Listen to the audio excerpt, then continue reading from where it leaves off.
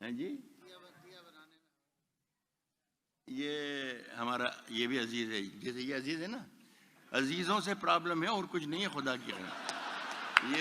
ये भी अजीज है। ये पीछे से एक ऐसी गजल याद दिला रहा है जिस पे दुनिया में कहीं दादी नहीं मिलती है, तो ये सोच रहा है कि जल्दी से निकले, हटे तो फिर आगे बढ़े। मुशायरा एक हाँ बस वो ये भी अजीज है मेरे, ये भी मेरे अजीज हैं। भी का भी की दाद चाहूंगा मैं आपको।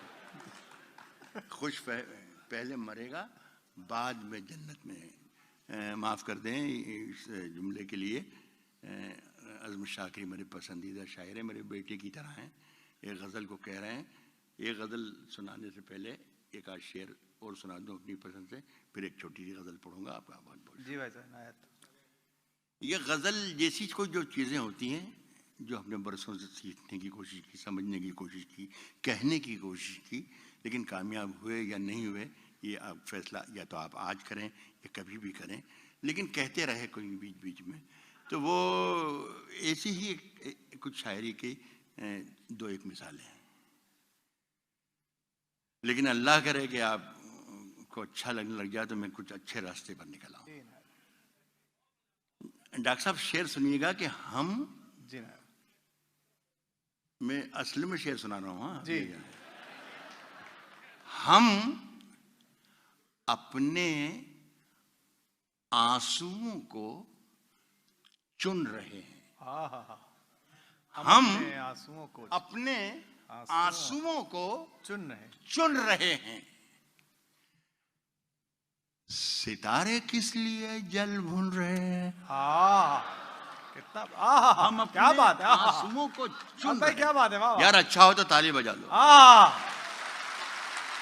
क्या बढ़िया लगाया मिश्रा, वाह वाह। सितारे किस लिए हैं?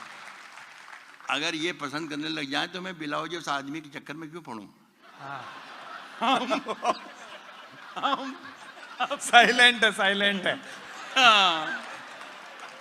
साहब हम अपने आंसुओं को चुन रहे हैं। सितारे किस लिए जल भून रहे हैं। कभी उसका ये वाला वो नहीं है, ये ओरिजिनल है। सितारे किस लिए जल भून रहे हैं, कभी उसका तबस्सुम छू गया था। उजाले आज तक सर धुन रहे हैं।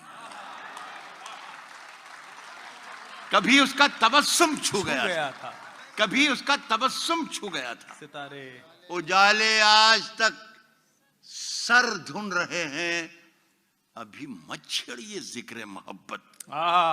अब उजाले आज तक सर धुन रहे हैं, सुन के बताइएगा दुबई। उजाले आज तक सर धुन रहे हैं, अभी मत छेड़िए जिक्र मोहब्बत।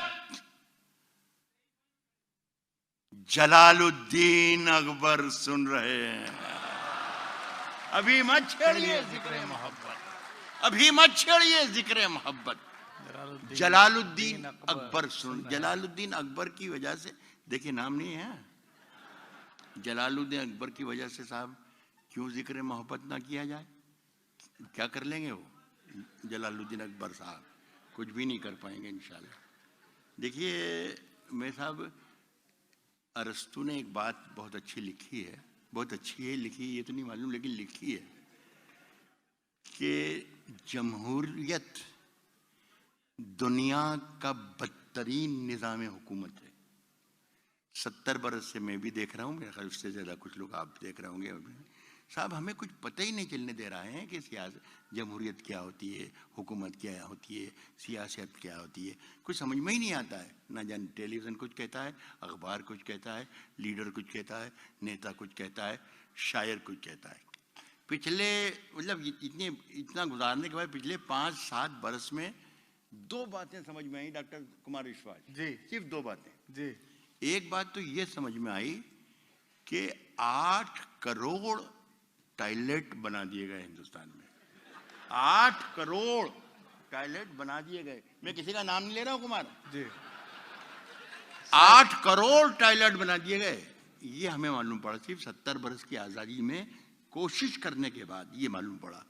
और दूसरी बात ये मालूम पड़ी कि गीला कचरा हरे डब्बे में और सूखा कचरा नीले रबर में डालें। इसके अलावा कुछ हम सीख ही नहीं पाए, हम कुछ भी नहीं सीखे। क्या बात है।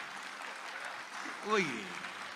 और फिर ये कहते हैं कि साहब जलालुद्दीन अकबर सुन रहे हैं। मुझे साहब शेर याद आ गया साहिल लुधियानवी का कि वहशत दिल किसी दीवार से रोकी ना गई, किसी खंजर किसी तलवार से रोकी ना गई। इश्क मजनू की वो आवाज है जिसके आगे कोई लैला किसी दीवार से रोकी ना गई। तो मैंने खुद बदल लिया अपने आप को। जवानियों में जवानी को धूल करते हैं। ये हरीश भाई आपके लिए शेर है, इसलिए कि मुझे जब देखता हूँ आपके ये सफेद बालों को तो मुझे हैरत होती है। कहता हूं कि जवानियों में जवानी को धूल करते हैं। जो लोग भूल नहीं करते भूल करते हैं। जवानियों में जवानी को धूल करते हैं जो लोग भूल नहीं करते भूल करते हैं। अगर अनारकली है सबब बगावत का, सलीम हम तेरी शर्तें कबूल करते हैं। अगर अनारकली है सबब बगावत का, सलीम हम तेरी शर्तें कबूल करते हैं। अब एक